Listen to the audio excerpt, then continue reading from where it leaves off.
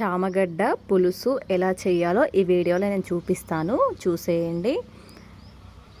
చామగడ్డలు తీసుకొని తొక్క మొత్తం తీసేసుకొని నీట్గా ముక్కలుగా కట్ చేసుకోవాలి.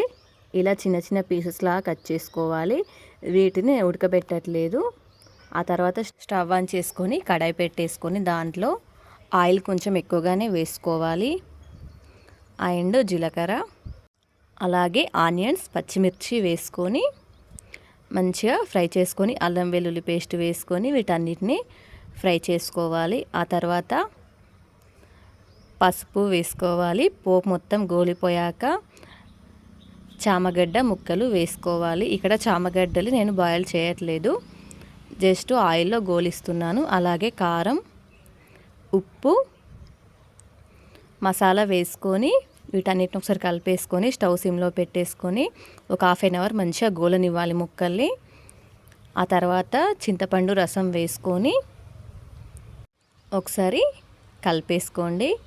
ఆ తర్వాత కొంచెం కొబ్బరి పొడి, అలాగే జీలకర్ర మెంతి పొడి వేసుకొని ఒక 10 మినిట్స్ అలా మంచిగా మరగనివ్వండి సూప్ని.